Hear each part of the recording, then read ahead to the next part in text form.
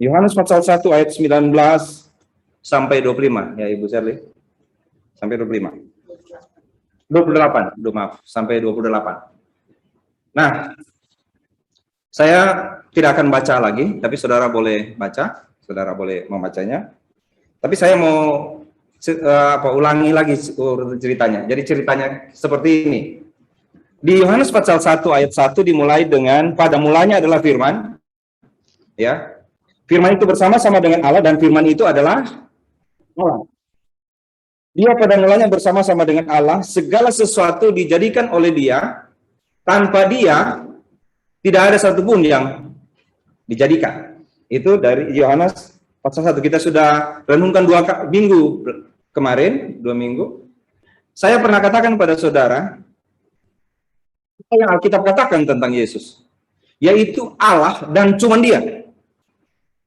Allah orang Kristen itu berbeda dengan Allah yang lain.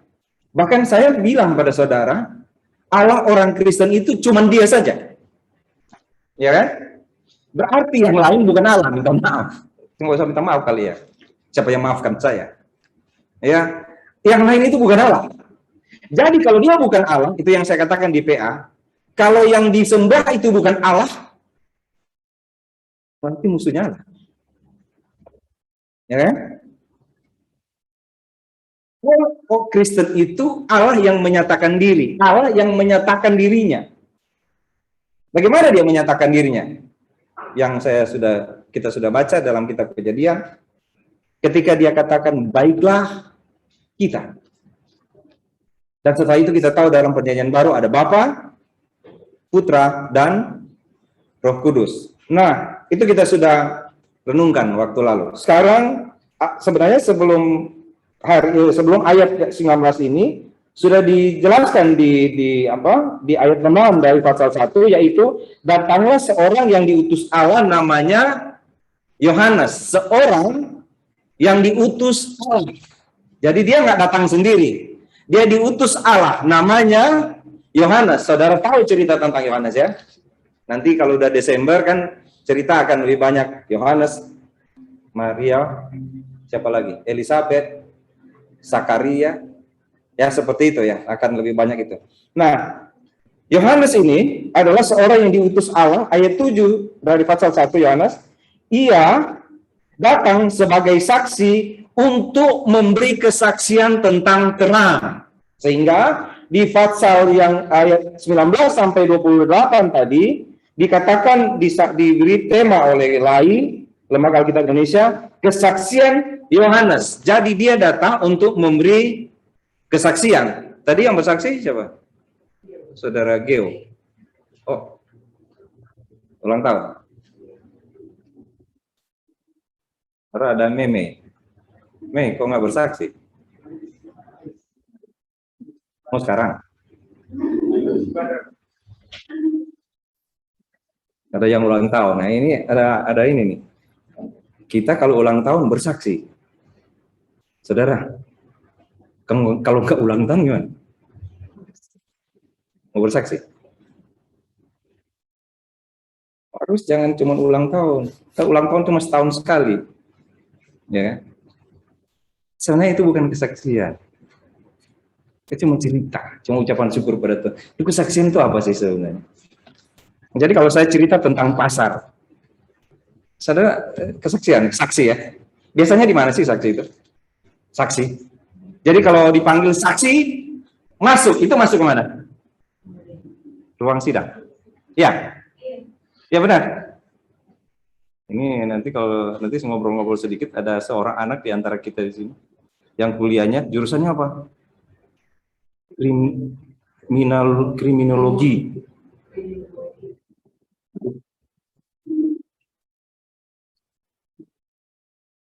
Ada orang Manado, jurusan apa Pak? Kuliah biologi. Itu kesaksian di mana? Kesaksian itu di mana, Saudara? Di pengadilan. Ya kan? Di pengadilan. Itu di sini. Saudara tahu kenapa Yesus ditunjuk sebagai kesaksian? Kitab Yohanes ini jarang sekali kita baca. Di kitab Yohanes ini dibaca tentang cerita Tuhan Yesus melakukan segala sesuatu. Maksudnya kalau di kitab namanya di sinoptik, Injil, 3 Injil yang sama, Matius, Markus, dan Lukas. Itu banyak cerita yang sama. Banyak cerita yang sama. Tetapi di Yohanes ini agak berbeda dia. Karena dia cuma cerita tentang pengajaran Yesus pada akhir hidup Tuhan Yesus. Pada waktu Yesus akan dihakimi. Pada waktu Yesus akan dihukum. Cerita tentang Yesus, pengajaran Yesus, tapi singkat sekali hidup di sini, di kitab Yohanes ini. Ini kitab yang ditulis paling akhir dari 4 Injil. Para pengajar Alkitab bilang itu ditulis sekitar tahun 90. Sudah terakhir ditulisnya. Kitab Injil ini, Yohanes. Dan berisi kesaksian. Apa itu kesaksian? Tadi saya sudah bilang ke saudara. Secara umum orang kan mengerti. Kesaksian itu ada di pengadilan. Jadi Yohanes harus berdiri di depan pengadilan dan dia mesti cerita apa yang dia tahu tentang seseorang yang akan dihukum. Yaitu Yesus. Sebentar lagi Yesus akan dibunuh. Sebentar lagi Yesus akan menyerahkan nyawanya. Sebentar lagi Yesus akan dihukum. Tetapi kamu tidak mengenal dia. Dia datang pada milik kepunyaannya, itu yang saya katakan minggu lalu. Dia datang kepada milik kepunyaannya, tetapi milik kepunyaannya tidak mengenal dia. Di bagian di sini dikatakan gitu, dia bilang, kemudian dia akan datang, tapi kamu tidak mengenal dia. Itu ayat 11, saudara. Ia datang kepada milik kepunyaannya, tetapi orang kepunyaannya itu tidak menerimanya. Makanya saya bilang minggu lalu, dosa itu adalah durhaka. Kedurhakaan. Kenapa? Karena Tuhan datang pada milik kepunyaannya, tapi milik kepunyaannya bukan cuma tidak mengenal dia, tapi menolak dia. Saudara baca dalam kitab-kitab Injil, satu waktu dia mengusir setan, tapi merugikan orang-orang yang piara babi di situ. Nah ini babi mulai ketakutan di Manado ini. Udah mulai November, udah berber, kalau babi keringat dingin, itu seperti ada seseorang yang besok mau dioperasi. Sama ketakutannya si babi. Mereka piara babi, babinya itu mereka rugi secara bisnis, lalu mereka usir Yesus. Mereka lebih sayang babi daripada Tuhan Yesus. Kenapa nggak ibadah? Lagi potong babi. Kenapa nggak ibadah? Lagi makan sate babi. Lebih utama babi daripada. Makanya ada pendeta di Manado bilang, kalau sudah Desember, orang di sana itu, oh maaf ya, bukan orang di sana, saudara saya maksudnya. Di Manado itu, lupa Yesus di kandang, tapi ingat babi di kandang. Ya kan? Makan apa? Brenebon. Habis Natal, bayar bon. Ya kan? Mereka nggak kenal dia. Bahkan mereka menolak dia. Padahal dia datang pada milik kepunyaannya. Saudara yang di rumah, yang di sini sekarang, yang ada di ruangan ini.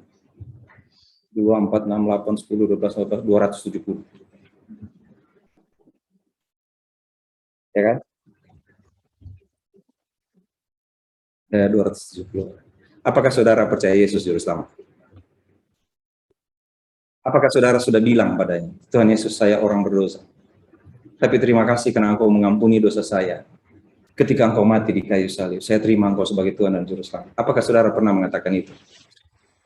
Kalau saudara tidak mengatakan itu, dia datang pada milik kepunyaannya. Dan milik kepunyaannya menolak dia. Kalau saudara menolak dia, habis hidup lo. Ya. Karena nggak tahu mati kapan. Saya tiap baca koran udah bosan itu. Bukan baca koran di koran, maksudnya lihat di YouTube atau internet, berita tentang artis meninggal. Meninggal terus. Lalu saya pikir, meninggal juga dia. Padahal artis loh, saudara. Apalagi cuma orang biasa seperti saudara. Bahaya. Artis mati, saudara. Ya kan? Mati. Presiden mati, saudara. Siapa lagi? Saudara mau mati nggak? Jangan ya kalau boleh ya. Jangan mati. Ada seorang besok mau dioperasi dia. Dia pikir dia udah mau mati. Padahal biasa aja. Ada yang tahu kapan berangkat? Nggak ada.